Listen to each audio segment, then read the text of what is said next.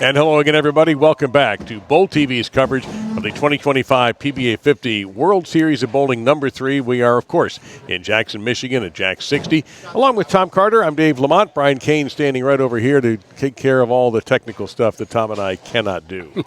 We've got 5 here. And again, the lefties have been left behind. But we've got 2 guys, Chris Barnes and Jon Rakoski, trying to become the first multiple winners. But our opening match is a rematch from the round of 8. Well, it is, and it's kind of, I guess, an oddity that, we start with Dan Knowlton, who won his very first title here 2 years ago, and then we go on to Larry Verble, that first match, and he's made 3 shows, and they have all been in this place. So he's obviously trying to get the monkey off his back, and the winner of that goes on to bowl Amleto. And we know how good he's been, even in the PBA60, and obviously making shows here. So I think it's going to be a battle of the urethane in the beginning, but then the winner of that match goes on to, who am I going to? Oh, Rakoski. I take that back. Rakoski. Yeah, number 2 seed. Now, yeah. And I think that guy is going to be a force to be reckoned with just for the fact that he doesn't cross a lot of boards. He's more down and in. And our tournament leader, who's looking for his second title, and is only making his second show this year, which is kind of an oddity since this is 9 shows, Chris Barnes. And Chris will be a little bit loopier than Rakoski if they two even meet. But Chris, don't forget, bowled well enough to be number 1 seed not only on this pattern, but when we start the World Championships tomorrow, he's the number 1 seed there. He has always had success in this building. He's been in almost every round of 16 at the bare minimum. Don't forget, he led the Ballard qualifying, so that 3 out of our 5, Chris has been on top. Well, you would have to think that he's going to be a favorite to win. I just think he's going to have his handful once the title match gets here, because the transition of these lanes and of the previous matches that we've watched, the left lane has been extremely difficult because it breaks down totally different than the right lane. And I think it's going to still, even on this pattern, is going to be the battle of the left lane and who can keep the ball in play in the pocket the longest. All right, I think warm-ups are just about concluded. Let us get it to the lanes in our opening match. Dan Knowlton, the number 5 seed, against Larry Verble, the number 12. And the way things opened up in the round of 16, we lost number 4 seed, Tom Hess, who was beaten by Larry Verble. The number 2 seed, Brian Goebel, was dispatched by Mika Koivuniemi. And the number 3 seed, Jon Rakoski, moved on. So when John won and Chris won, Dan Knowlton was in. Right. It was just a matter of where. And it turns out the Verble beat him, and Larry will be the 4 seed. He will have lane choice. He bowls league here. He has this is kind of the Michigan version of Jon Rakoski bowling in his own center. Yeah, and John won at Lightning Strikes that 1 year, and he bowls league there. Yep. I obviously Larry probably knows these lanes better than anybody, and I'm sure that he knows that the left lane hooks more, and we'll see how it transitions, because I'm pretty sure most of the players starting out are going to throw urethane. I know they all practice with urethane, and we're only on 38 feet with 33 mils, and for some reason, you would think 33 mils is a lot of oil, that it's not going to hook that much, but it's all the placement of the oil, and the pattern does hook quite a bit. In talking to Gary Faulkner, who bowled with Larry and crossed with Larry, Gary came over and said, just remember, it's Verble's hand that makes, he had another term for it, some kind, and I've already forgotten it, Gary. I apologize. He might even be here, but he mentioned that Verble has an unusual thing he does with his hand that makes him really tough to beat. Well, all the players at this level have tricks, and that's when we alluded to that last night on the show, that people do different things with their release, and a lot of times we can't see it from our angle, and the ball has a different shape to it, and that's what makes these guys successful.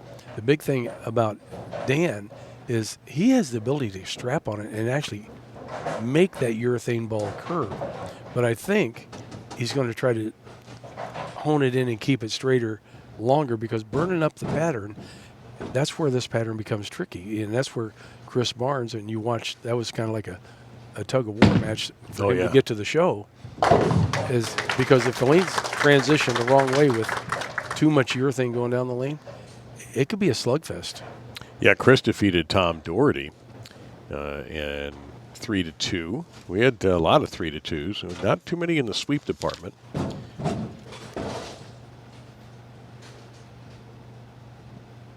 And apparently it is a tradition to mention that before he won his first event, Dan won a no-tap tournament. I'm told that brings him good luck if you mention that on the broadcast. So, by Dan. Okay. So we'll see if it works. Well, Dan has a couple of PBA50 titles, though. So he's done okay since the no-tap tournament days. well, he's got his family here watching. That kind of helps. He does. Too. Yeah, they're actually an RV family, but when they're not, they're based in Florida. Yeah, well, they live in there. They're full-timers. Yeah. I found that out actually yesterday because they own the same kind of motorhome that I do. So we had very nice. Long motorhome talks. Did you exchange painful stories about bad parts and things like that? Yes, we did. I bet you did.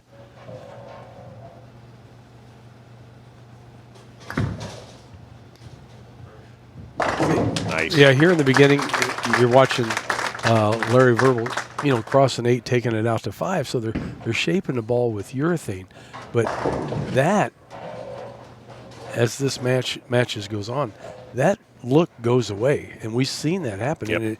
and it literally turns ugly. Is it hard to get ahead of that transition too? In other words, does it sort of sneak up on you when it goes away? Yeah, and they went to bigger balls to try to get around it, and that didn't work either. We've seen all kinds of designs down at the other end. Far as they were both trying to pick up splits. I mean, 5-count splits, 4-count splits. Mm-hmm. Just it's crazy. A double for Verble.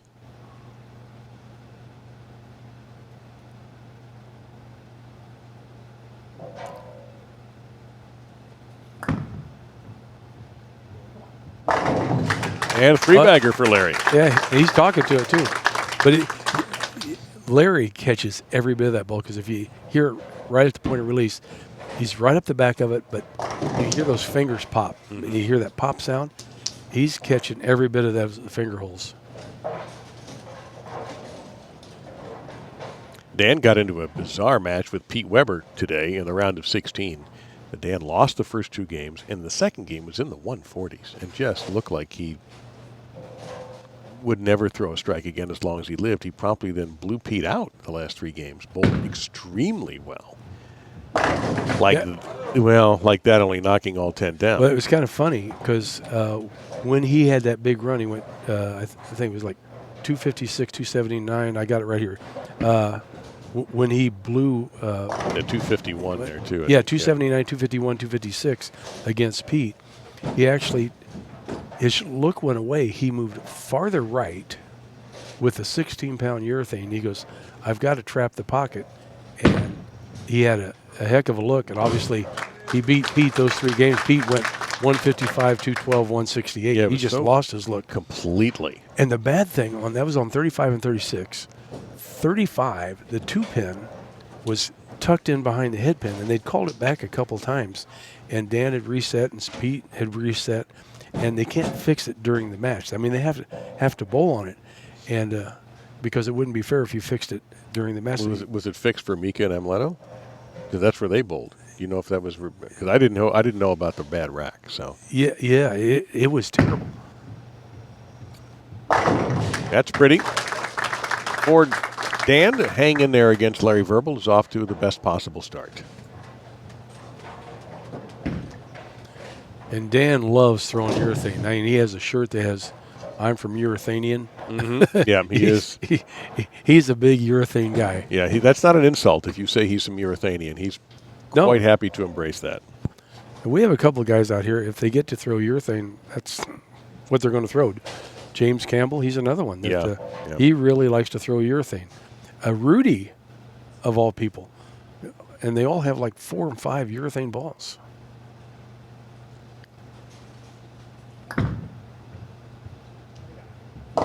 Ooh, the sound of that, not a pretty one. So. No, that checked up early. Yep. Problem for Larry, the early going. Not the early going, the problem on the 4th, that shot going through the nose, but a very makeable spare for Larry Verble. One thing we haven't seen yet, fingers crossed, a solid 9. With these Brunswick pins, they're the new plastic pins, and Wayne Webb is thinking about getting them at his place. And he's only got them on 1 pair, so there's not a lot of experience because he's testing them out. But they're here, and as you guys well know, watching qualifying, 4 9s and Yep. 9 pins. I mean, you leave a ton. And actually, it was funny. Tom Doherty got on Lane Talk. He left more solid 9s than he did 10 pins. Did you see Tom Hess's match today? Tom had 4 straight 9s on one lane. And that's, he threw the ball very well, had ridiculously bad luck, and also Larry Verble bowls well and bowls well in this house. And so Tom was the number 4 seed, and Larry swept him. Yeah, I know Tom is probably still frying about that, but he shot a triplicate, 203, 203, and 203. That's not a leave I expected, is it? Hey, it's a 9-pin. Oh, yeah, I expected it. Wasn't solid, though. There were pins laying around it. Okay, well, it was close. But it's a 9, you're right. It's a 9. Next up will be Amleto Monacelli. And if you remember from Columbus, Amleto, 3 straight shows. 4th, 5th, and 4th. He shot 300 on the show. Yep. Picked up a little cash for doing that.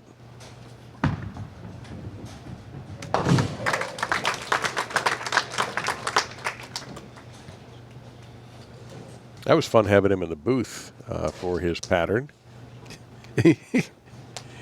He hates the picture that they put up about his pattern, and he hates the pattern. Yeah, other than that, though, he was very gracious in presenting the trophy to our winner.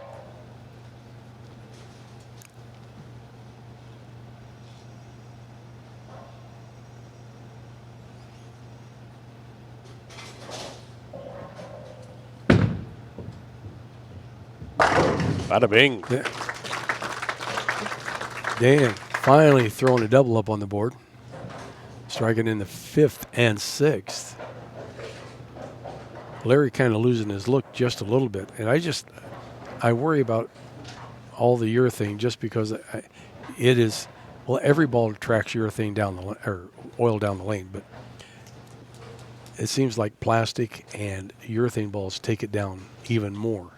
So your break point changes, and I'm pretty sure that I know at our bowling center, when guys bring out urethane in league, the other 9 guys on the pair cringe because they know the shot's going to start changing. Oh, boy.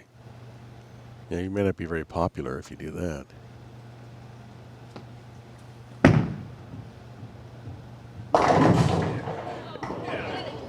Well, there was a 4-9 there for a second. You saw that snap hook right through the nose. Well, the back ends in this place are crisp. When the ball came out of the pattern, especially if you weren't throwing urethane, I mean, obviously that kind of made a defined move, but if you were throwing reactive, you can definitely tell where the end of the pattern is because that ball changed direction. It's like it had a signal light on it.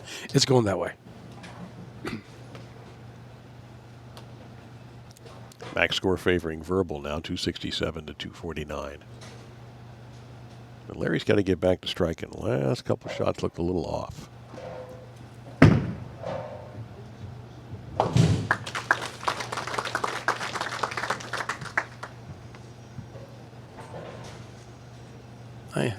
Question in the chat was kind of unique. Is there a difference between coming up the back of the ball with urethane or going around it? Well, there's a difference with any ball doing that. Biggest thing about urethane, with these guys putting 240 and 360 on it, it really wants to read the front part of the lane. And anytime you go around the ball, you're kind of making a skid. You're trying to make the ball shape on the back end. And on some of these patterns, trying to create too much what we call shape on the back end, because it's easy on the eye. You like to see the ball make that move, but it can also get you in trouble because depending on the pattern, too much speed, too little speed, too much, it don't make the turn. Beautiful. Messenger. Look at that. Taking out the 10. Too little speed, it goes left. Too much, it doesn't make the turn. And urethane is real susceptible to all that. It just, because it doesn't like to move a lot anyway. And you got to understand, the black balls that these guys are throwing, it's a black pearl urethane. So pearl cover stocks want to go down the lane farther anyway. That's why they sand them with 240 and 360 so they can pick up.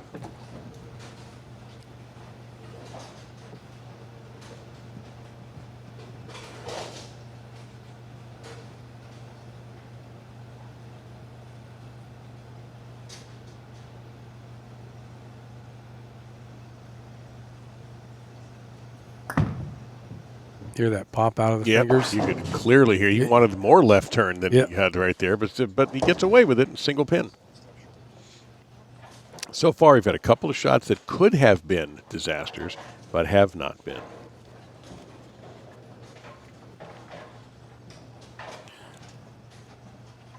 Until the pattern gets trashed, for lack of a better word, the spares on this are normally fairly easy on this pattern. You're going to obviously shoot a lot of 9-pins.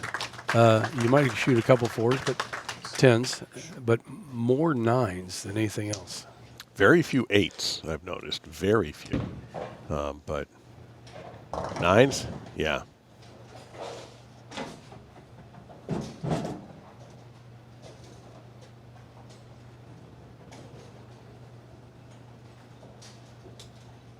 So many of the matches today I thought were close, clear up until, let's say, the 9th frame, and whoever figured out that lane finally, to create a double or a 3-bagger to take the win. And we only had that one really big match of Amleto. I always want to put it in there. Don't worry about Amleto and Mika. Well, I call him Chico, so I don't even call him Amleto. 288 to 266 with him and Mika. That was a huge. It's an awesome match to watch, because we were kind of joking, suggesting that all the other bowlers to come over and watch them and try to do what they do. They seem to have it figured out. Let me think about that. Yeah, not bloody likely. Exactly. Because I don't know 2 guys on the planet that throw it like either one of those guys. No, that is true.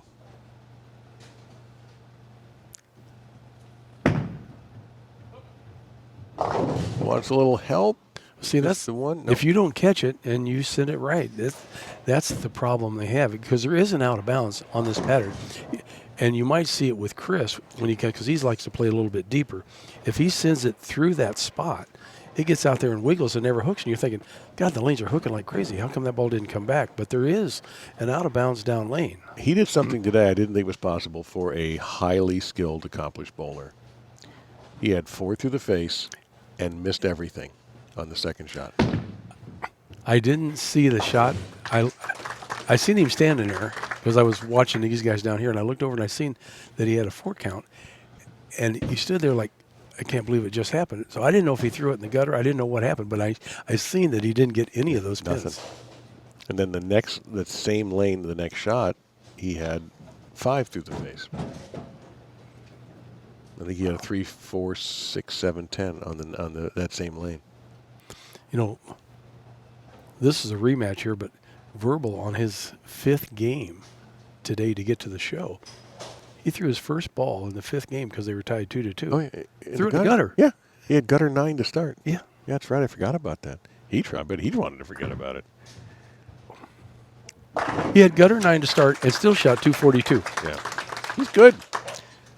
Probably helping some people out that he's not stealing a few pennies from them by not being a full-time guy out here. Larry is from nearby Mason, Michigan.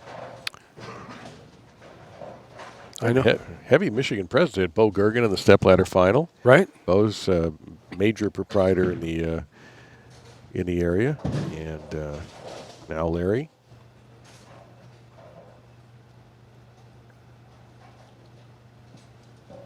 Next week in Battle Creek, Tom, they're going to have the Michigan version of a bowl expo, just for the people who are proprietors just in the state. And Bo's in charge of that.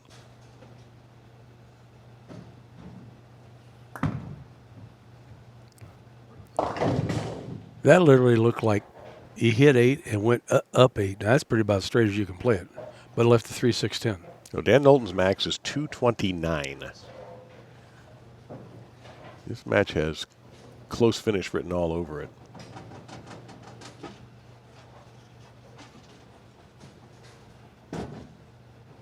And Larry's max is now down to 227. Yeah. Don't say it. No, not yet. We're going to wait. We're going to hold off. Don't want to disappoint our viewers, but we're going to hold off.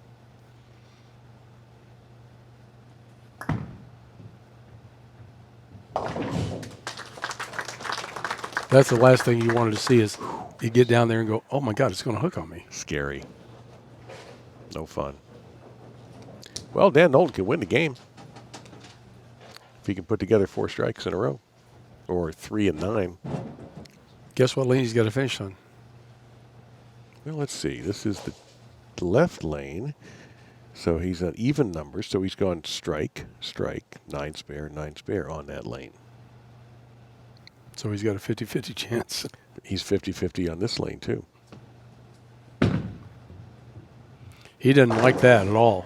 It almost got away with it. It looked like he was fast, kind of fell off the shot, tugged it.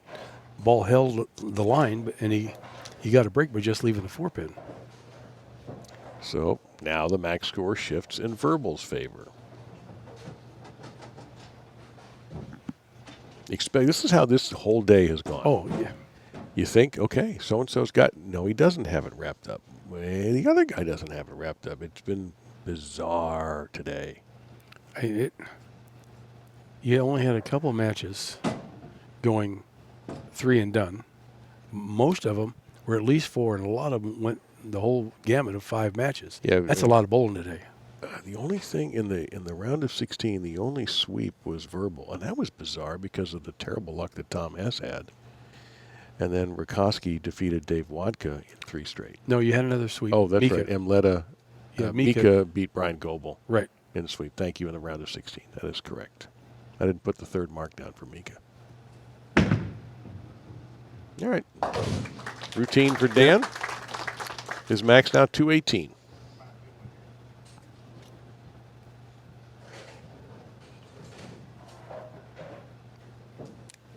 To be honest with you, I thought Mika was going to get to the finals. I did too. Amleto just was a little bit better, but the way Mika looked against Goebel, and even when he was tussling with Amleto, which tells you how well Amleto bowled, because I thought Mika bowled great. Well, that last match was 229 to 217. It just came down to a mark. Yeah. You know, it was just a strike in the wrong frame. Needed to put a double together. Oh, ooh, that was a little high. Whee! Dan playing it more like right up 10, down to the marker at 10. Because that's 10, 11, right down to 9, 10 down lane. So these guys are playing it pretty tight. They're trying to control that back end because literally with reactive, the ball, and if Chris comes on the title match, because he's going to be bowling for the title, if he decides to throw reactive, you're going to see how much farther left he has to play and circle the lane. He's crossing some territory. Yeah, that's probably what he'll have to do. And Rakoski will be trying to, will just slip in underneath him if those two get to that point as Knowlton takes a re-rack. We'll see. Got a lot of bowling yet before we get to see Chris on the show. But what a dominant performance for him yesterday. Because John Janowitz had a pretty good lead for the overall World Championship picture. And Chris passed him.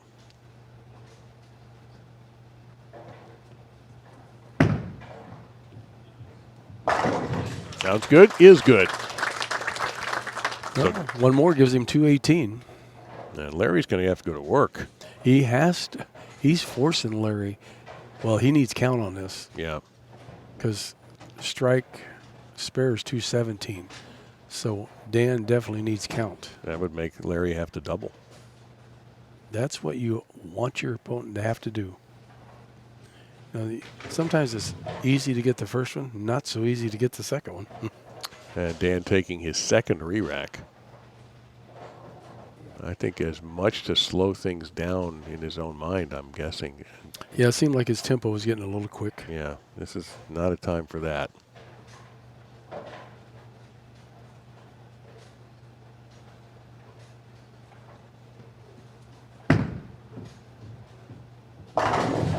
It's a big finish for Dan Knowlton.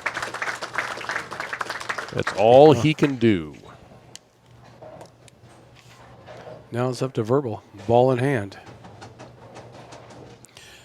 I think Larry rolls the ball a little heavier than Dan. Dan's a little more speed dominant through it, but Larry's got a little bit of wrist action at the bottom of the swing, and he gets that ball into that earlier roll.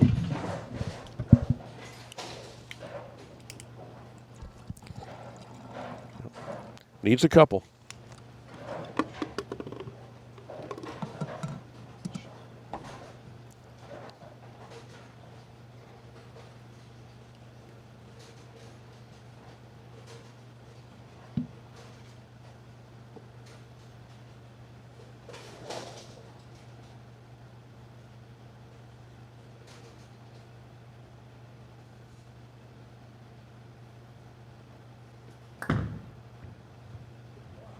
That's got to hurry. Yeah, it doesn't. It looked like he got that right early, and it just hit that spot. So Dan Knowlton is going to be moving on. And he will run into Amleto Monacelli in what will likely be a urethane fest. And we all know that Amleto, even with urethane, can shape the ball. He is unique, isn't he? Yes. Yeah, Verble needed both and comes up short, so Larry will take 5th place. Another appearance at Jack 60, another show for Larry Verble. And earlier in the matches, when in the round of 16 for sure, Amleto, we actually screened a ball and then hit it with 180. It looked like a snowball because he said that his 16-pound ball quit hooking, and so we actually had to put screen on it. No, what is screen? It just like a screen in a screen door. Really? It'll rough up a ball drastically. Wow. Well, Verble loses just by 3 pins. 3 shows that he's made here. PBA and USBC Hall of Famer Amleto Monacelli. So that's 32 national titles, 5 majors among the tours. He said it too. No, I think he went Amleto. He really hit the T hard. You think he said Amleto? I think he said it. I don't know. You're welcome to do whatever you want, whatever makes you feel comfortable. I can promise you it's not going to bother him one bit. Well, it hasn't bothered him for the last 30 years I've known him. So That's the other thing. That he's a perpetually cheerful person. he is. Well, we have the same thing in common. Wine. That's how he stays in shape. He has showed up at the motorhome more than once. Got it. That's how he stays in shape. Yep. So those flavonoids. All right, Amleto trying to get back in the winner's circle for the first time on this tour since 2021. It would give him title 11 out here.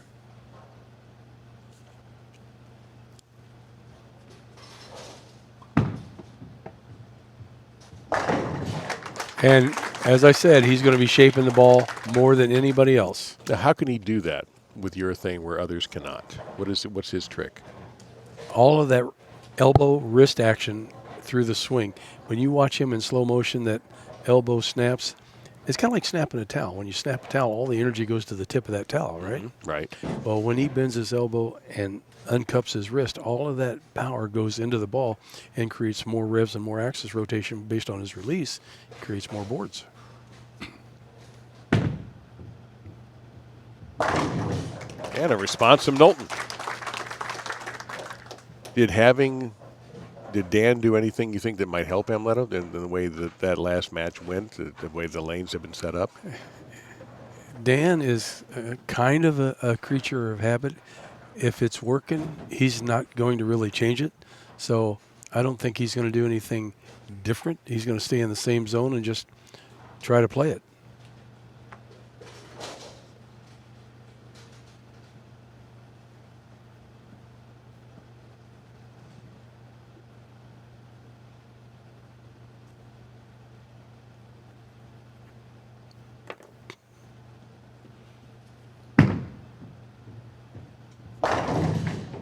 Oh, my Lord. Seen that a couple times today where it looked like there was something that flew over the 7.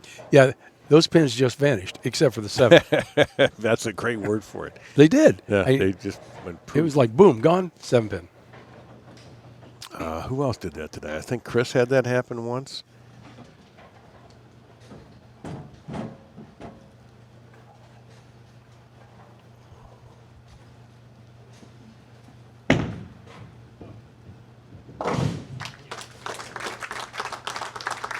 There was occasional tension in his single pin spare game.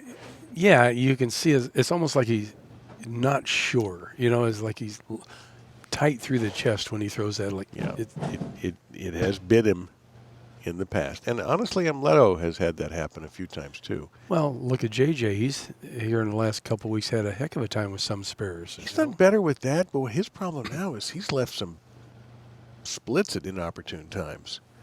I think his spare shooting's been okay that I've seen, but he's had to shoot at some vicious splits.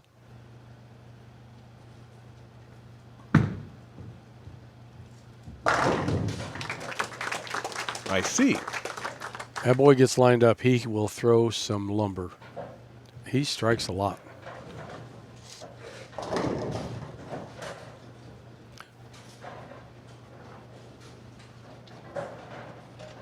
I was watching a video of him today on, I guess it was on Facebook. It showed up of him back in the early 90s in slow motion with, and we always talk about how a guy opens up in his backswing and you watch him, his hand opens up.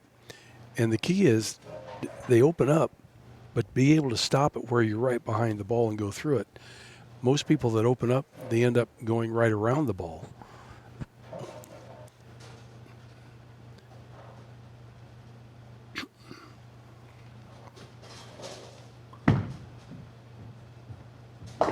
Nope, through the nose. There's 4-9. the old There. 4-9. We knew that would show up eventually.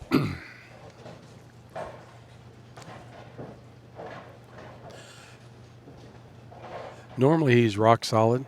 I think he rushed that a little bit, kind of fell off to the right. And if you fall right, the ball goes left. And obviously high is not a good thing right now. No. 4 nines, 9 pins.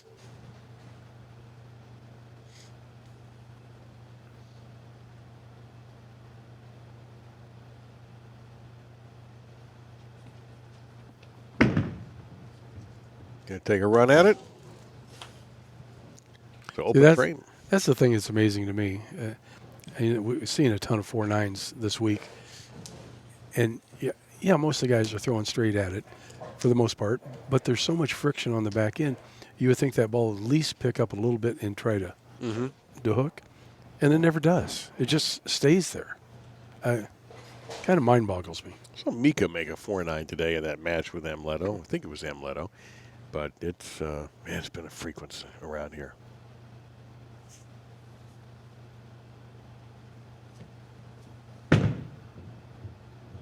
That might be high. That was way high because that was like 12 down lane.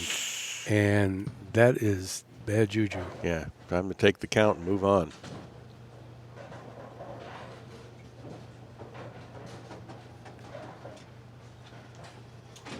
So I think we all know that we call it stretching the pattern out here. That the urethane balls help stretch the pattern, make it longer so you can control the back ends. But it also takes away some of that sharpness of the back end, so it controls them. But then again, if you miss right, you never get to the pocket. Right. And I think some of that comes into play mentally in the games. Like, man, I can't give it away because I know if I give it away, it ain't making it back. So I got to get it down the lane. I got to trap it, but I don't want to go high. Got it. Got it? Sure. Put me in there, Coach. I'm ready now. So 10 pins, the advantage for Amleto through 3. That looks better. That was way better. That was a more fluid swing. And again, when you're trying to trap it like that, you get a little grabby with your hand, because you feel like you have no room. You're bowling in a phone booth, and that's not a good feeling. And there are no more phone booths. No. Eventually, Tom, there'll be a generation that will never understand what that reference means. That's true. There's a lot of people out there who still do. I know, but it's an apt description. But now you made me think, where's the last phone booth you've seen? Some kind of like a restaurant as a prop. Woof. Beautiful shot. Man.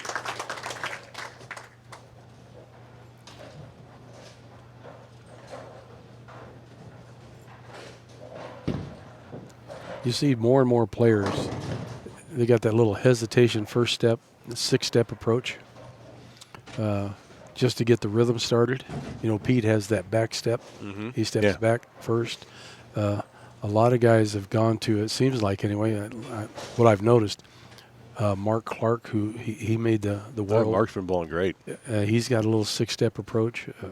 It's just helps get the rhythm going.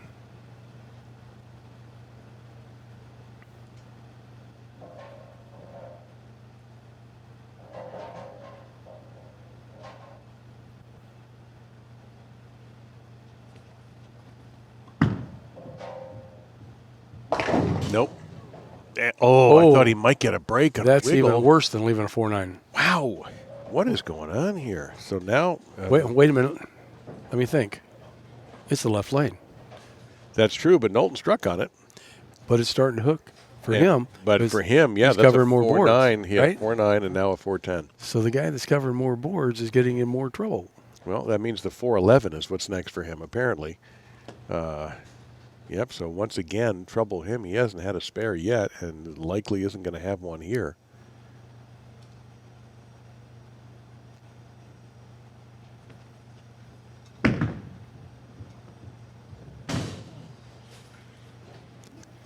So the lead goes back to Dan. This is a tennis match.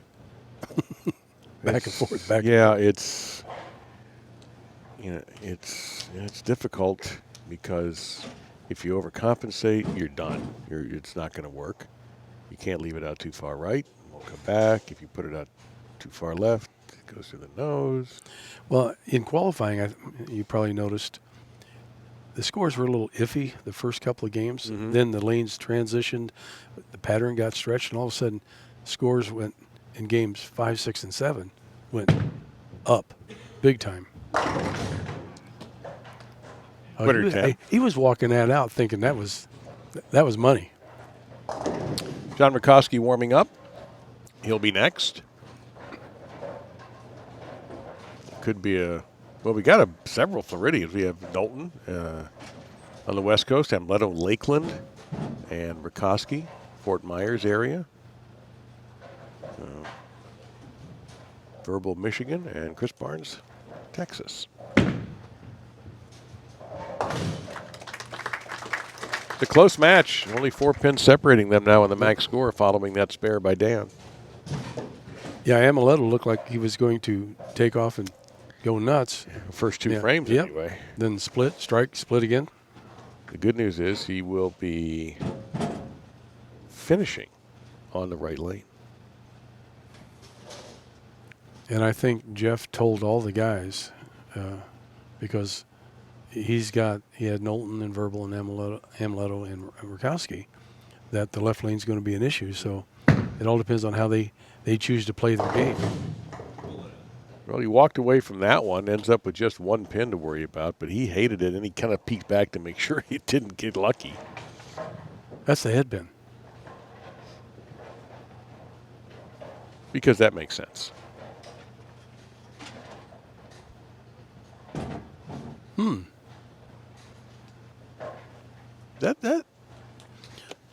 That's a 5, I think. Is that a 5? Yeah, it's the 5. It's the 5. Okay. Kind of looks like a head pin from over here. Yeah, it's a 5. Better angle. Thank you. Yeah, Lane Talk got that one for me.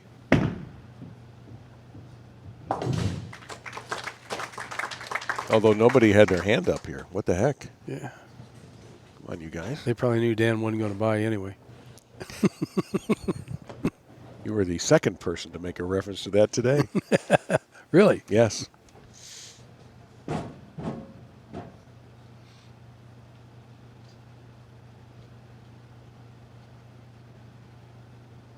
right, back on a lane where he has been comfortable so far.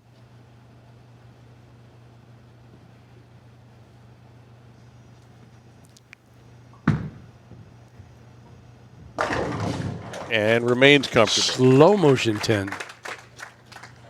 So, what's the plan now for the left lane?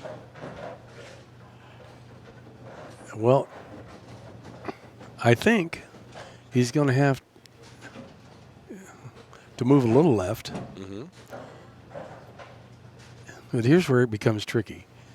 do you move left and soften it up so you make sure it makes the turn, or do you just go through it and hope that you don't leave something goofy at the other end? But he's got to do something different because the last 2 shots on the left lane haven't been good. 4-9 and then 4-10. And he's got this frame, the 7th and the 9th. He's got to figure it out this shot. That's a little farther left. And it went farther left. That is 3 shots in a row on the left lane that we've talked about every show that has kicked somebody in the teeth. That just never looked good from the beginning. Well, no. It was left off his hand, and I think he was hoping it might fall back to the pocket. Maybe even go Brooklyn. Well, Brooklyn would have been godsend. Yeah. Not that that was his intention, obviously. Speaking of Brooklyn, how many matches, and I know there was a few because I've seen a couple today, where the guy, he's got a chance. Oh. 3 splits on that lane in a row. And now Knowlton has the advantage back. Would go Brooklyn in a clutch shot to take the lead. Verble had a big one against Hess today. Big one against Hess in the 3rd game. After Tom had endured all those 9 pins, Verble gets up needing to hit 2, and the first one was a Brooklyn. What? Amleto had one too against Mika. It was a clutch shot. Yeah, that's right. I remember that because he had no reaction. He kind of looked down at the ground. He wasn't fist pumping that. All right, so Knowlton now has a 25-pin lead. Switch balls, move left. Yeah, he just talked to Jeff Johnson. Nope, missed, kind of cut in front. He had a quick conversation with Jeff Johnson about 2 seconds after that 3rd 4-9. He went to a pearl asim ball.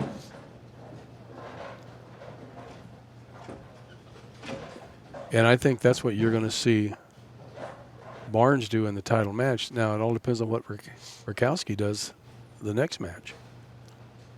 Well, this one's far from over. Dan's lead down to 14. Been solid on those singles.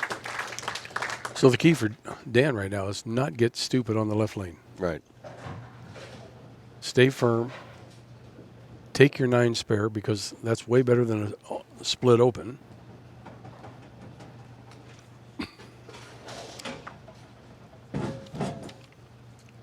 This is our 10th event, right? 10th title we're handing out tonight. So 9 different winners.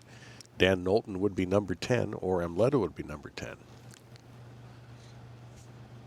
Amleto, best he can shoot's 200 on the nose. That is exactly right.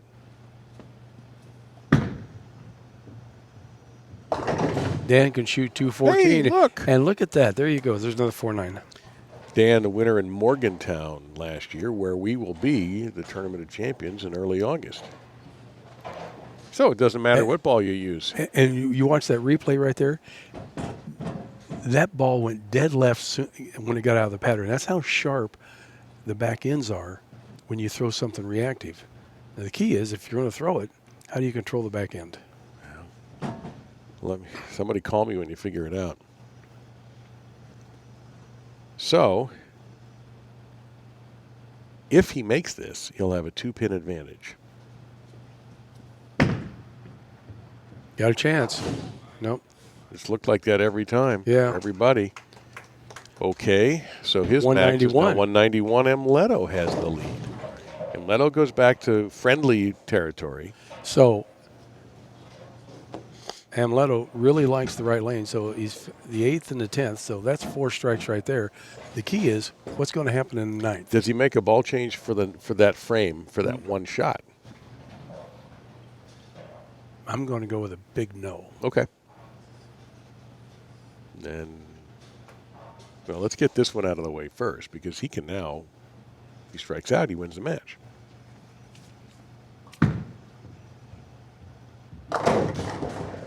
Oh, wow.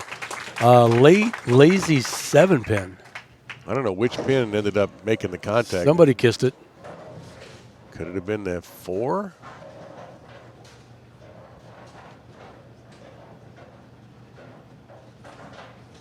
It was the head pin, I think. No. Well, Head pin or the 4, I think. The head pin helped the Yeah. 4, I believe. The head pin definitely got it, like the hockey assist, they call it, the second assist. All right, you feel like the entire match is boiled down to this shot. Most correct. He's got to figure out what he's going to do. If he strokes this and gets it right, Doesn't look like his feet have moved left, so I'm just betting he's going to try to add more speed to keep it online. didn't change the ball. He did throw a little harder. Oh, he crushed it and got a tapper on the. That's the best shot he's had on that lane, and he knew it. So, guess who can win with ball in hand in the 9th and 10th? Well, he did what I thought. He amped it up, kept it online, just didn't get the break. It's a great shot. So 130, 150, 180, the best as he can do. All right, Knowlton's at 191, but he finishes on the left lane. 5171. So this is. Yeah, it's impossible to figure this out right now. It's impossible. Okay, he's got to button this 10 down, which he did. That's got to be a little discouraging, though, because he made what I think you would agree was the right adjustment. Right. Yeah, he did the right thing. I mean, when in doubt, keep it online, add some more speed. I mean, you only got this frame on there and hope for the best. Because trying to adjust, you don't know how much the ball is going to hook on the back end, especially throwing urethane. Dan has only struck twice in this game, and yet can win it, but he's going to have to strike in order to do it. And one's been on each lane. Right. And he stayed with the reactive. Oh, no. Oh, Okay. that was almost a 7-10. Yeah, that would have. So all right. the best he can do is 51.81.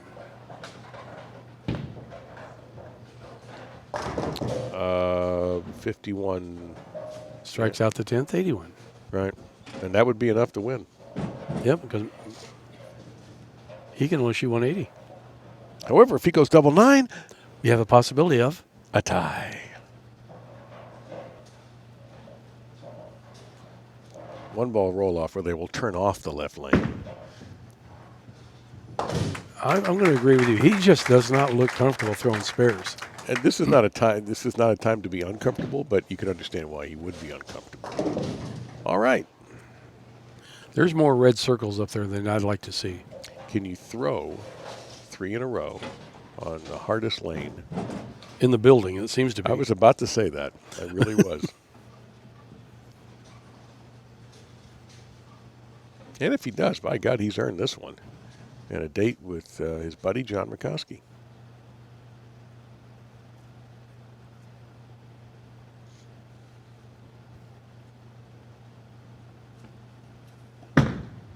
$20 to 8 and no cigar. All right, let's see what he does with this. So spare strike is 170. I know. Yeah. I know. Oh, my goodness. But Amleto's on the lane where he has not missed.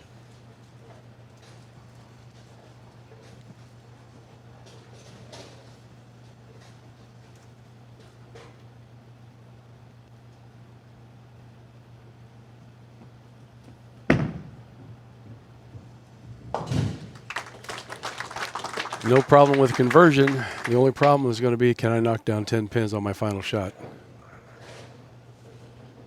Well, Amleto's going to have to work the 10th.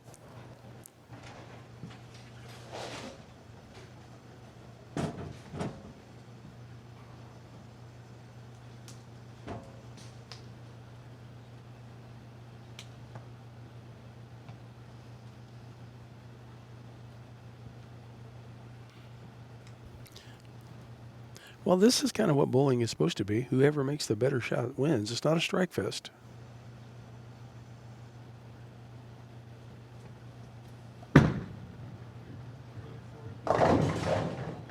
That's 8. And that That's matters. a 2-8. That matters. That matters big time. 168 is Dan's final. Now, 9 spare 9 is all he needs.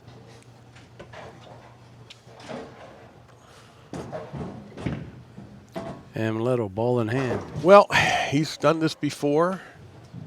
has a great opportunity here on a friendly lane. It all seems too perfect. But I honestly believe on this pattern, there's no gimmies, even though that's the better lane. That really doesn't mean a whole lot. That's a relative better than what? All right. He has to have this one. No, he doesn't. No, he doesn't. Nice pair, That's 9. right. You're right. You said that, and I was listening, and you said it. So how about something good? Nobody listens to me. Don't you know that?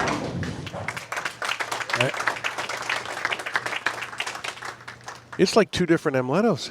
Yes. Although, again, the shot in the 9th frame was a quality shot. He didn't get a break on the 10 pin. Okay. He has to get 9 pins and 2 shots. He's not going to want to see another 4. But I have seen a 4-count miss today. Oh, yes, I have. By the number 1 seed. Yeah, he might take a little bit of extra time on this one. There are so many stupid possibilities, but at least this is a good lane. I think he knows he can hit the pocket on this lane. Oh, yeah. Yeah. Whether he carries or not, something else, but at least he can hit the pocket. 9 pins, 2 shots to accomplish it, and a berth in the penultimate match. No Big 4, no Greek church. Nope. There you go. He's moving on. 1, 2, 3, 4, 5, 6 strikes on that lane. Now, Amleto gets to bowl Jon Tat Rakoski. I call him Tat because he won the True Amateur Challenge twice, which he can no longer bowl. Because he's too good?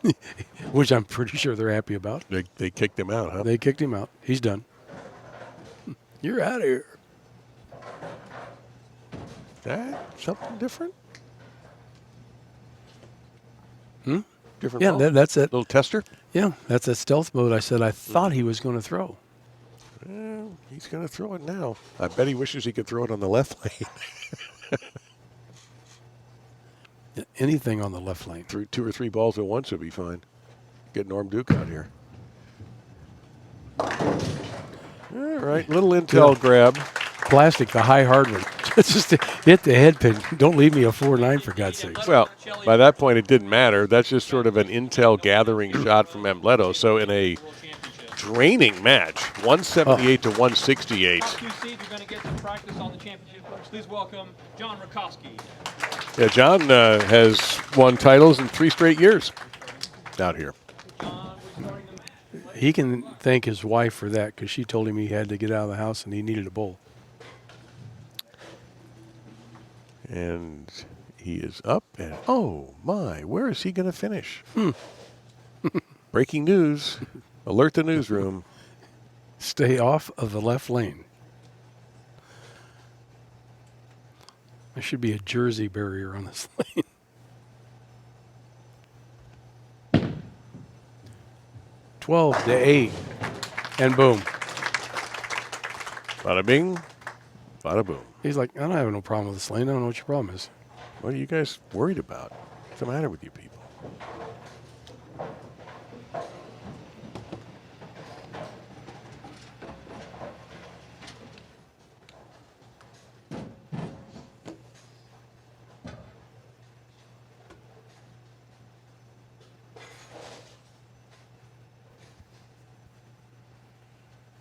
No, we have to behave. Management is now in the chat, so we have to be on our toes. Who?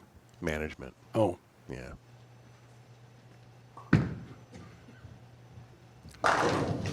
I know Ameleto's striking, but he's not as solid as he, like in the PBA50. Posting more? Yeah, posting. He's shots. not posting as much. He's not posting. Remember, I haven't talked to him about that injury he was telling me about in Columbus. We've talked to him a few times when we've been here, but I bumped into him, I think I told you, in the gym like the first or second day out here, and he said he felt better, that the IT band wasn't as painful. Now, the fact that we've been bowling daily, that maybe it's bothering him again, but he does try to do everything possible for it not to bother him again.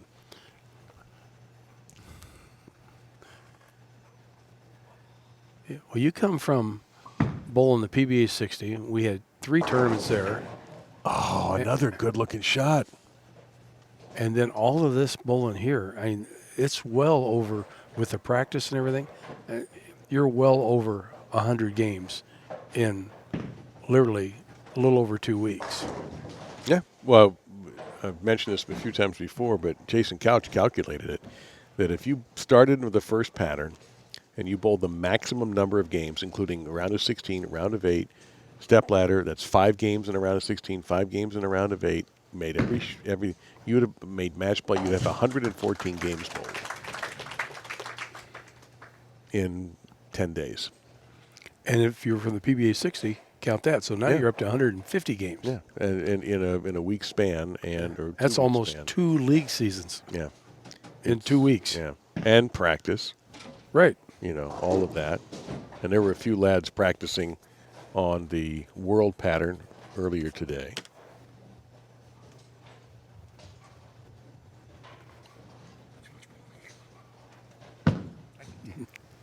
So on the friendly lane. Look, of course he's going to strike on the friendly lane.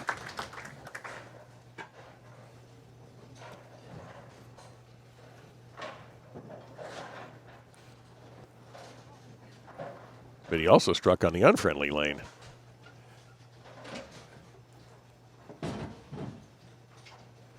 Is that an Envy Tour? Where's Jeff at? I need to know. Yeah, you might need to text him.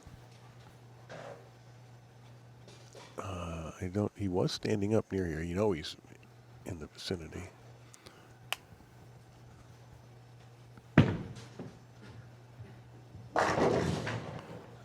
Pesky little 10 pin. That's better than 4-9. Yeah, I don't know where he disappeared to.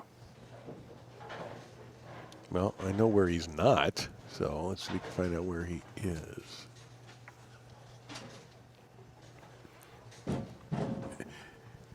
Oh, there he is right there.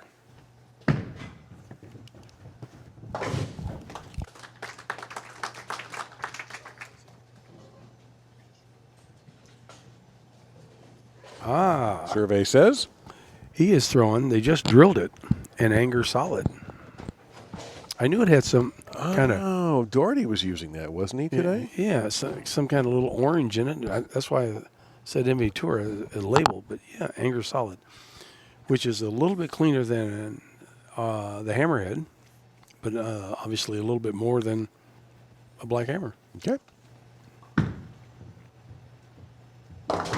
And first time Amleto has not struck on the right lane since he started last game.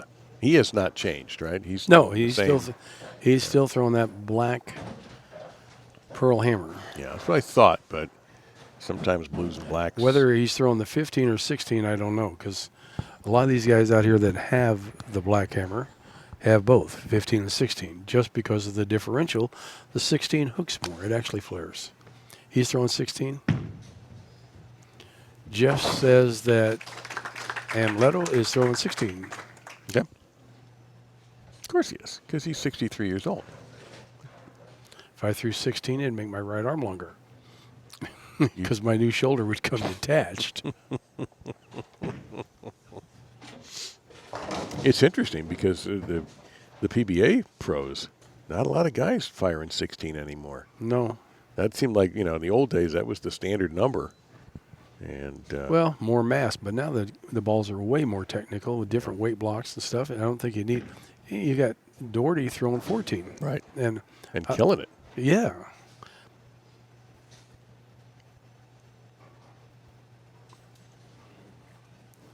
All right, Amleto's thrown 2 good shots, but not struck on this lane's last 2 tries. But he moved. There's the stealth. There you go. He got a break. So he obviously moved way left, trying to create some shape, crossing like 17 out to 8. And he posted that one. Yeah. But you see how that ball just, when it gets there, it wants to labor. It never wants to really jump off of it. Mm-hmm. And he throws a pearl ball, then it goes like this. It goes sideways. So could we be looking at him using 2 balls now? Could be. 1 per lane. We've seen John Janowicz has done that. He did that in the championship match that he won in the Monacelli pattern. So don't rule that out.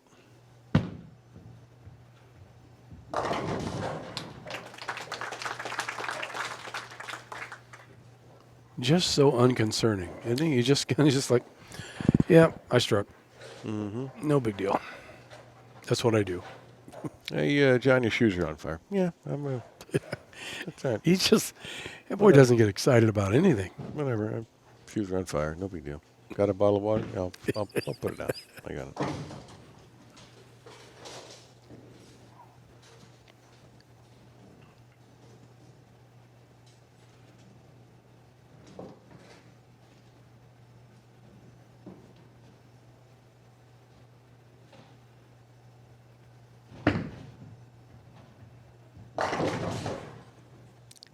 Same thing on the left lane again. Same result. So, where he's at, where they threw all the black urethane, it's got to be a little bit tighter. They stretched the pattern out. So there's not as much snappy on the back end, which is not a bad thing for him. But I think he could probably actually move a little bit right and play the hole that might have been created there. And he probably will do that. But his moves are so subtle, we'll never be able to tell it up here in the booth.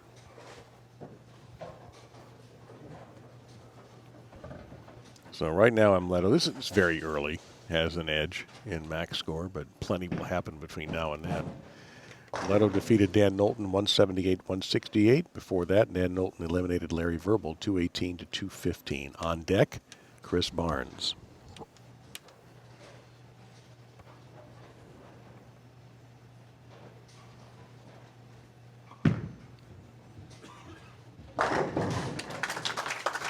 That looks more like the normal Amleto. Simple game, really, this bowling, Tom. Simple game. Yeah, just walk up, throw the ball, you strike.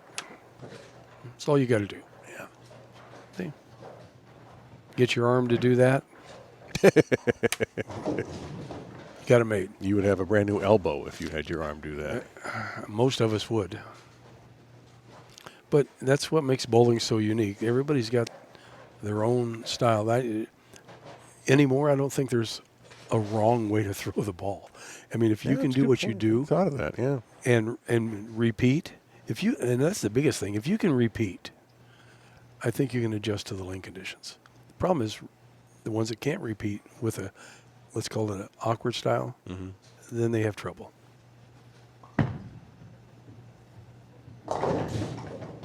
2-8.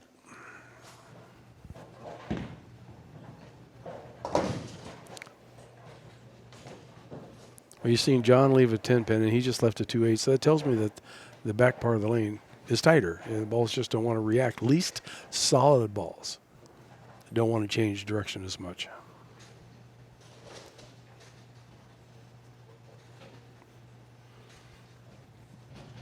And the guy you talked about a style that you probably Brandon Novak when he was out on. He's got a swing that goes all over the place. You're like, how do you repeat that? But he does. And covers that very difficult shot. And it is a 13-point advantage, 13-pin advantage, pardon me, for John. But again, these max scores, they keep changing, they keep shrinking. Looks like a bad day at the stock market. Oh, boy. So it's... Now you can see it. It's an anchor. You can see the... Yeah. It's... Yeah, I looked that one up today because Tom mentioned it, Doherty mentioned it on Facebook, that it was after he won the round of 16. Yeah, he won the round, but did not win the round of 8. He said his ball, and they mentioned just doing good things. Doing good things for John. Yep, it's a strike. Oh, well. I mean, I just don't see anybody going sheet here, but if John does, he will win. And another swing that we got here on the senior tour, and he doesn't look like he's old enough to be here, is Carlton Chambers. So, yep. Yeah, I think so. CC's swing, I mean, it's like he's coming out of his shoes every time he does not get cheated. Ever. No, he gets every bit of it, every shot. And he's a slender guy, that he gets he's about as big great around as his power. pencil. he probably weighs as much as E.J. Tackett. He's a little taller than E.J. And massive backswing. That's like Troy Lent. Hey, Oh, how about that swing? never, ever know how people control it. Ever. That's just Jon is at least mildly relatable because he doesn't have a big backswing. no. He's just butter. The rest of it is obviously not relatable. But That's what makes his game so easy. I mean, if you're a first-time bowler, and I know you watching some of that other stuff, it's like, oh, I'd like to do that. But if you want to bowl a long time, bowl like Rakoski. Mm-hmm.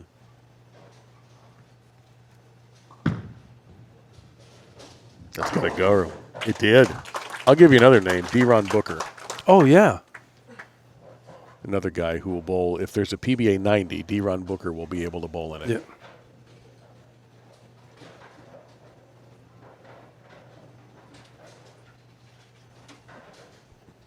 Well, it looks like the lanes have transitioned to where the guys can figure them out, and we're not seeing so many 4-9s and strange leaves. Yeah, this match has the potential to be 259, 246 if these guys can keep it up. And Rakoski has that advantage. Yeah, we haven't had any disasters yet, and hoping it stays that way.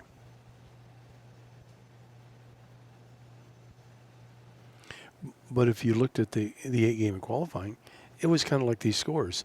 They started out slow. The lanes transitioned. Guys figured it out. Then the score started coming up. Best looking shot he's thrown on that lane. Yeah, that doesn't look anything like last game. Nope. But to your point, you said it takes a couple games to loosen these things up.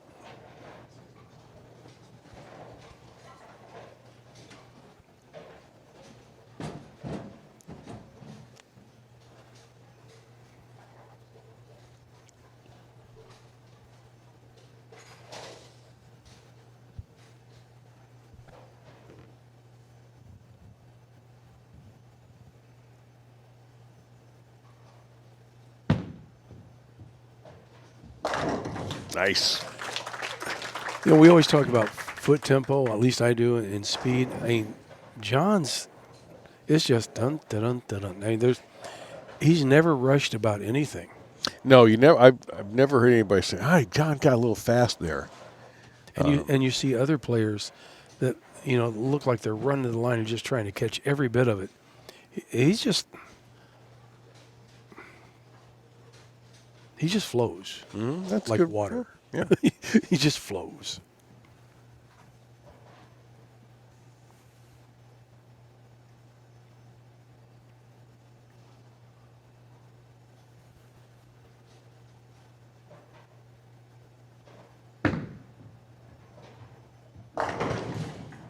Mm, 10-pin.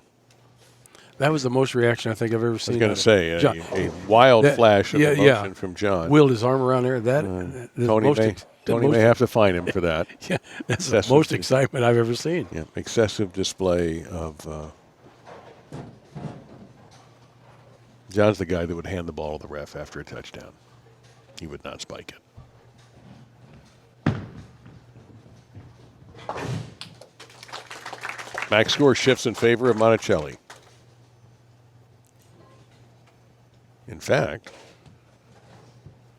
Jon can only shoot 238.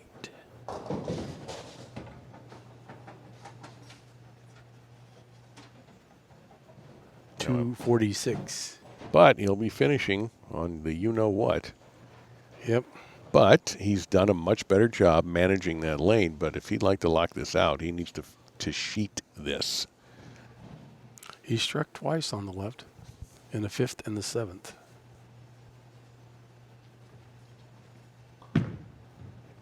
All right, take that back. He's making. Oh boy, that was a classic. That was a post up. That was a poster. That right was there. right lane. That little symbol on his shirt. The 8th, the 6th, and the 4th. Yep. Well, screen moved. What? The 8th. Oh, it's right and here. The 4th. Yeah. This is his. So we go to the 10th, where he has gone 9 spare, strike, 8 spare, strike, 50-50.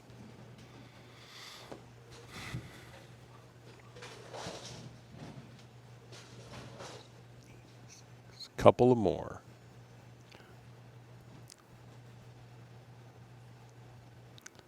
Well, he definitely needs this first one because I'm pretty sure Jon Rakoski is going to strike out on the right lane.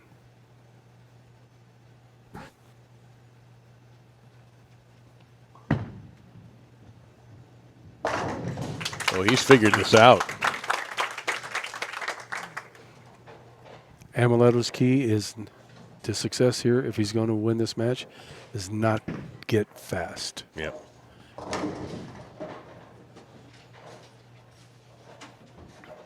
All right. He still needs this one, doesn't he?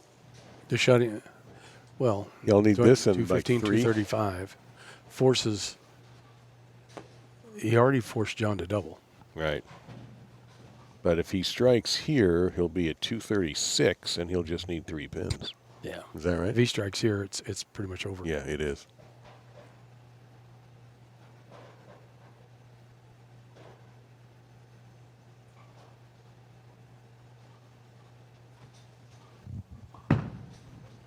This strike puts him in the 240s. Look at this. There it is. Wow. That's a 5-bagger for Amleto, and he just needs 3 now.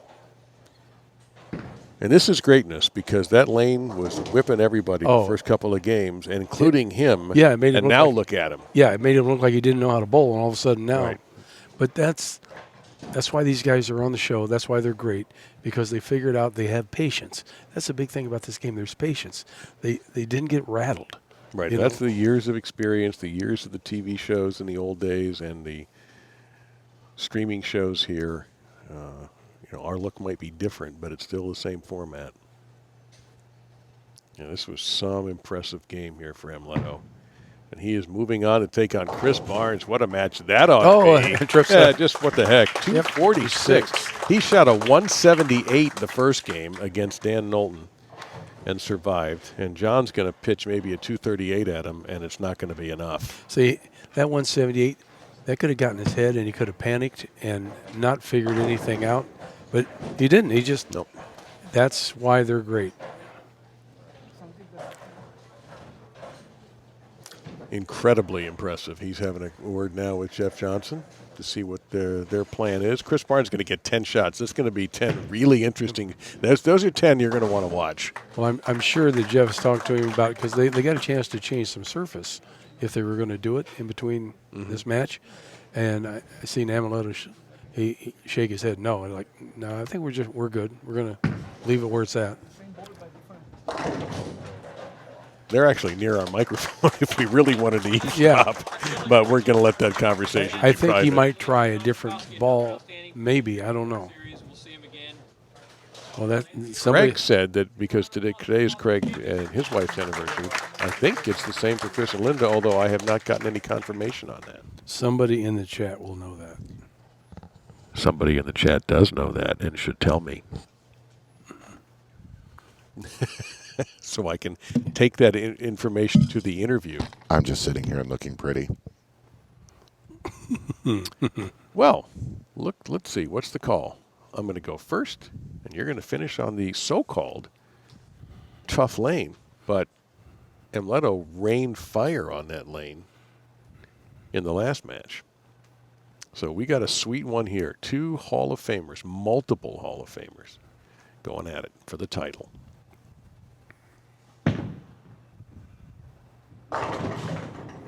Oh, yes. Messenger takes out the 10. Yes. Hit him thin and watch him spin. Thank you, Billy Whalum. Yes. Yes. There you go. Sneaky at that Barnes. One thing that Barnes can do is curve it. What? That was a senior messenger, Tom. I know. Not a super senior messenger. Exactly. I think Amleto should get the difference in pins for handicap. Well, and Amleto's a super senior, which sounds absurd. What, you want 1 pin a year of age difference? There you go. I like that. I'll take that number. He doesn't need it. Nah. I think they do that over in Europe. Somehow, whatever. He doesn't need it. We've been watching this beautiful style for 45 plus years now. He was an eye-popping sensation when he arrived in this country from Venezuela and started winning. Yeah. Took him a while. I remember watching him. I think the first. Took him a little bit when he came out to get adjusted, but once he did, oh my Oh God. my gosh! And the first title he won against Mark Roth in 1988 at the Showboat, he was throwing it straight down the middle as hard as he could, with as much hand as he could, and hooking it 3 boards. That was a lot back then. That was a lot back then. Yeah, actually, it took him 5 years to win an event, and that was the Japan Cup. Was his first PBA Tour win. Oh, he had a Wow. messenger, just the wrong address. Missed the 10-pin.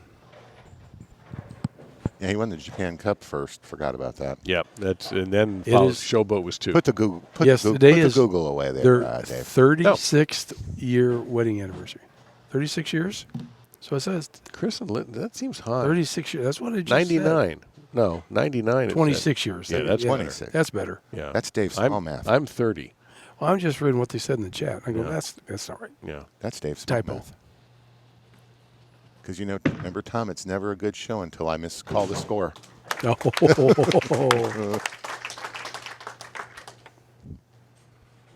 Yeah, Amleto has 2 senior U.S. Opens, a senior USBC Senior Masters, a PBA50 National Championship, and a USBC Senior Masters again. And the USBC Super Senior Classic. And the Tristan's Taps in your building. and you just keep adding to that. I know. It's a lot to add. Hey, this fellow's done okay, too.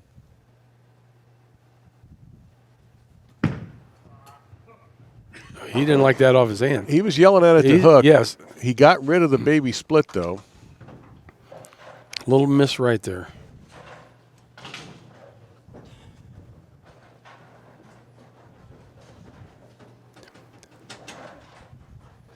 It's aggravating as a bowler when you release the ball and you know as soon as it leaves your hand that it's not going to be good. Well, that was very polite of him to warn us in advance.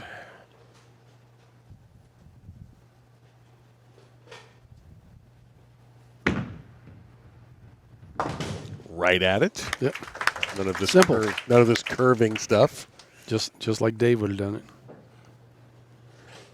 I put the first ball in the gutter, if I remember correctly. Well, you were standing 50 boards too far left and threw it across the lane. Well, you know what? It was all for drama. I just had to make my spare. He did. That's right. Brooklyn. Hey. At least I've been on camera on the lanes this front this way by myself, Tom, this week.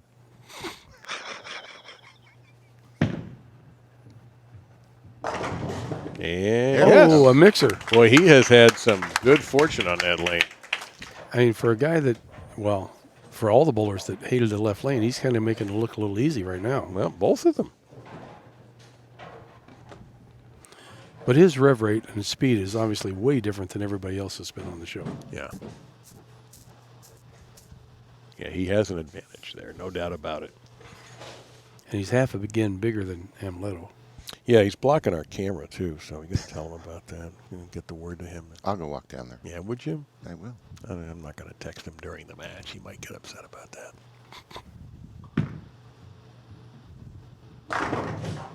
Oh, no. Oh, now there's an unusual lead. Normally it's a 9-pin. Yep. Not an 8. Tried to conduct the orchestra, and look what happens. Yeah, he tried to fade, stay out there. That stunk. Well, we've definitely seen a lot of single pins, a lot of splits tonight. Well, it was, splits, 9 pins, 4 9s. We haven't had a solid 9 yet. That's the first solid that we've had, 8 or 9. And again, straight at it. Straighter's greater. A great tip for our young bowlers out there. You have 13 inches to hit the pin with.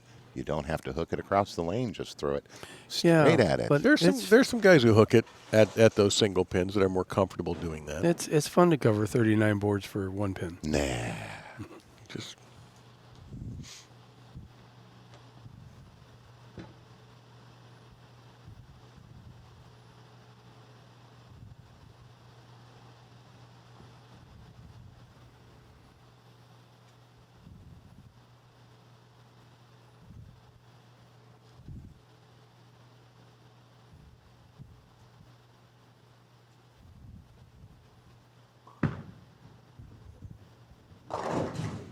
That ball never read anything. It was inside, down lane, and after it hit 12, it stopped. It was like 16, 17, and boom, quit. It's like there's a little puddle right there.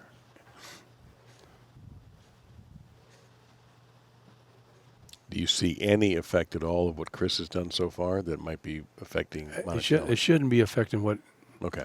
he's trying to do. I just miss target, miss hit. Ooh. Definitely Chris is curving it more. Right. All right, the last shot in this lane, he yelled at it to hook. So let's see if he makes a better shot here.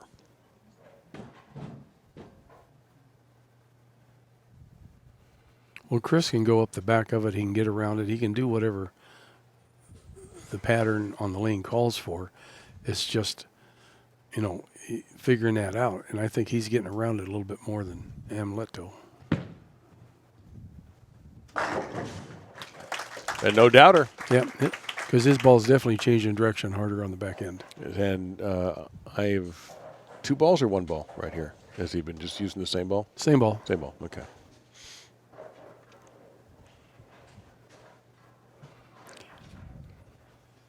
A little posting from Chris there, too. Yeah, he stared that down. Sometimes that's not always a good thing when you get the barn stare. That was a good one. This would be a big anniversary present.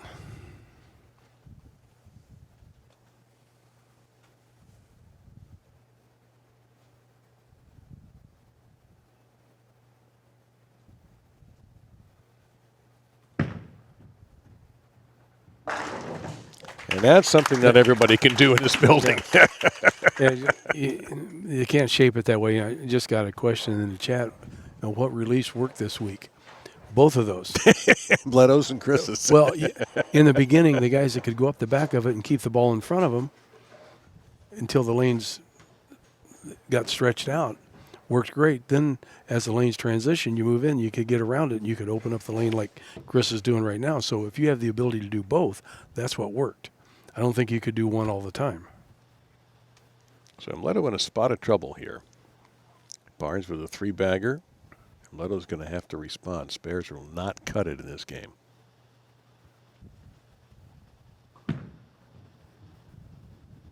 Oh, no. Got away. That was slow. And that's the right lane where he'd had so much success that helped get him to this championship match, and he's in even more trouble now. Yeah, he threw that a little bit slower. Leaving the 310 should be fairly easy for him. That's Tom Carter. I'm Dave Lamont, and our host, Dave Small, joining us here. Brian Kane producing. Brian's being very quiet today.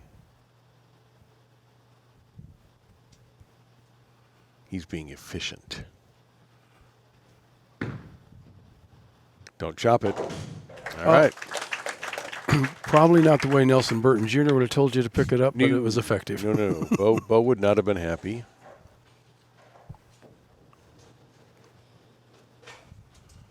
.36-pin advantage for Chris as we hit the halfway mark. Well, right now we don't have that possibility of a We tie. do not. And a lot of weird things are going to have to happen for that to happen.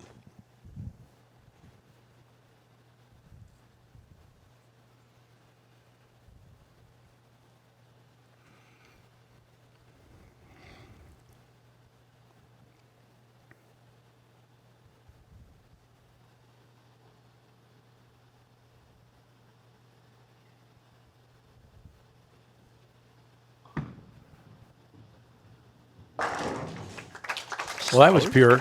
Yep. He had no problem getting that one off the spot.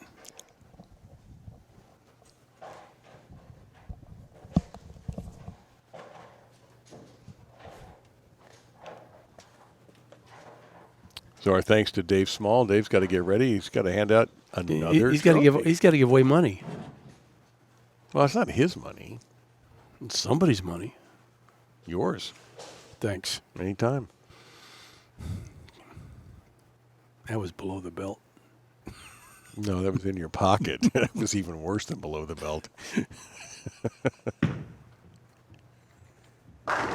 Well, he looks pretty tough here. Yeah, I'm thinking that you never want to see the writing on the wall this early, but the pencil's definitely sharpened.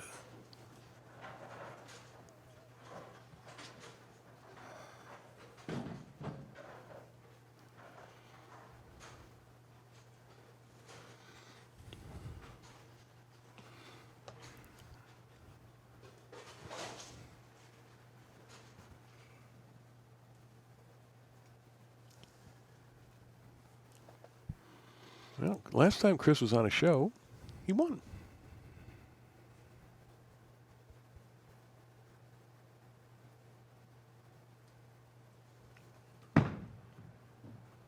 (18-8). Oh boy! And he stood up like he wasn't sure about that, but obviously Let's take a look at his reaction. he liked his reaction. Ooh, I got that one. Let's see. It's almost like he thought he got away with one. Yeah, it held beautifully, though. You're right. That's like he gave it the stare to think, wait a minute.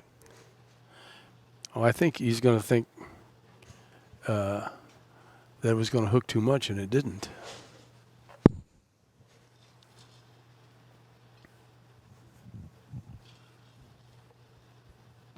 Well, Amleto's run up against a storm here, so to speak, because Chris is just not missing and just dominating this pair. That 9-pin was the last thing to go. Yeah, we've seen that a few times. I mean, Amleto could conceivably shoot 244 and get blown out.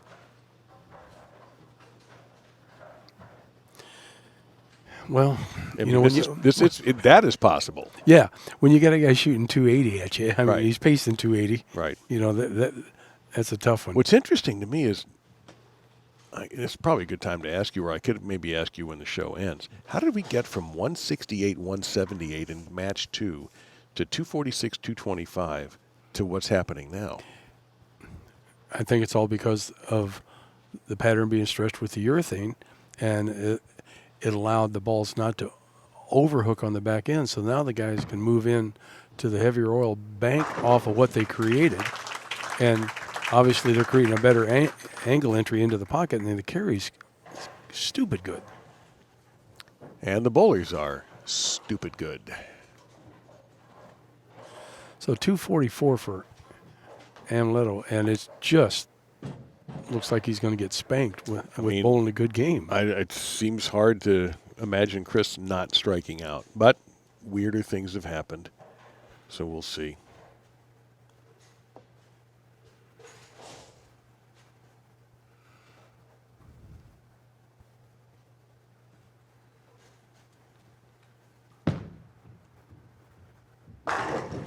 Like I said, it he's doesn't definitely seem wanting this. possible. I mean, he is dead posting every shot. Yeah.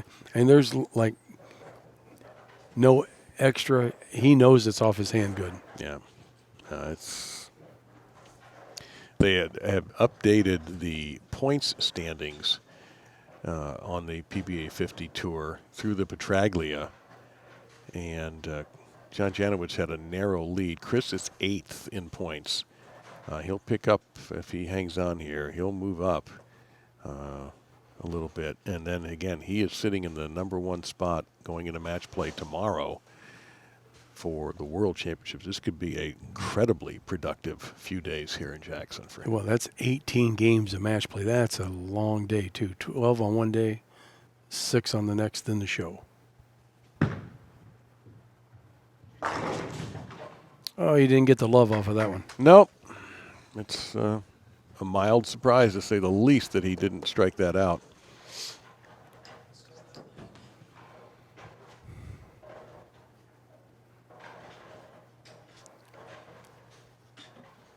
Not that I've ever seen Chris rush a shot, but it seemed like he's a little quick on that one.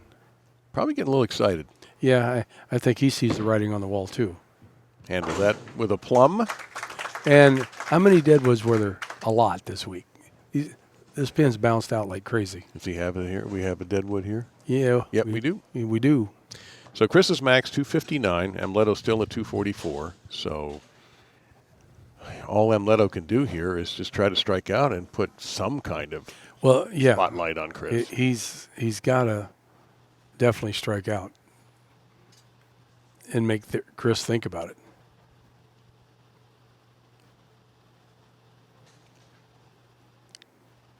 For Chris, 9 spare 8 is a win.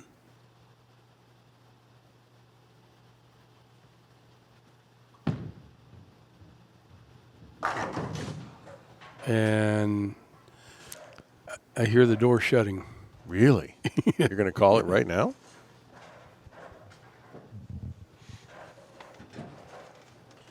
$73, $93, $223. Mm-hmm. Oh, yeah. Yeah, I'm calling it. I think you have every right to do that. Thank you. So the last 2 shows for Chris Barnes are victories. And he is the first to repeat on the PBA 50 Tour this year. It took us the 10th tournament for that to happen. That's crazy. A different winner every week. Finally got a repeat. And especially with the quality of the Hall of Famers out on this tour, you would think that it would happen more often, especially like Janowitz, who had a record-breaking year last year. You'd think. It took him a while to get one, and he got knocked out in the first round today, but he's number 2 in the World Championship picture, so he's got a great spot to start with tomorrow.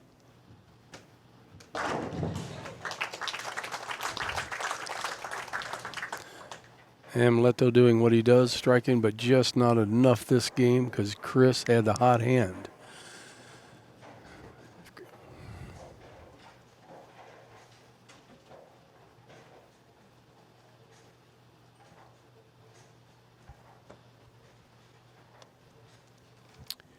And it's probably time for my daily reminder that when I gave you the points numbers and all, remember, Player of the Year on this tour is strictly by the numbers. We don't vote. So I tell you, he bowled beautifully, put on a great show, especially those last 2 games. He's going to show 246 and win, and maybe 223 and come up short. But his adjustment was really something to watch, going from that 178, and we're all thinking, man, we're never. Well, that was a grind. I mean, that had to be mentally fatiguing in that match just to try to stay, not get panicked and do something crazy. The smartest move he made was when he threw it hard and straighter and just left a 10-pin and a 9 instead of throwing a 4-9 open. So Chris Barnes will join John Janowitz, Johnny Petraglia, and Tita Semez with 8 PBA 50 titles.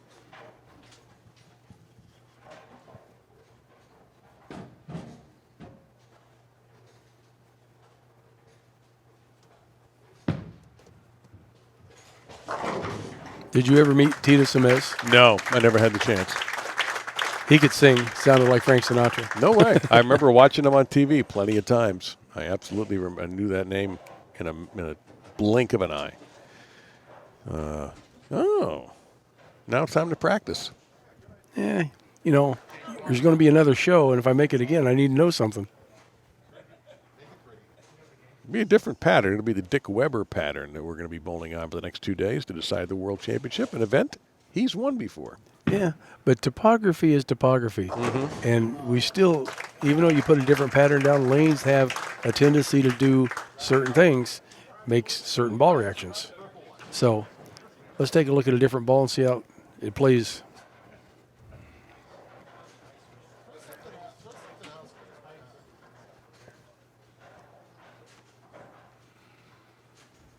Well, congratulations to Chris Barnes,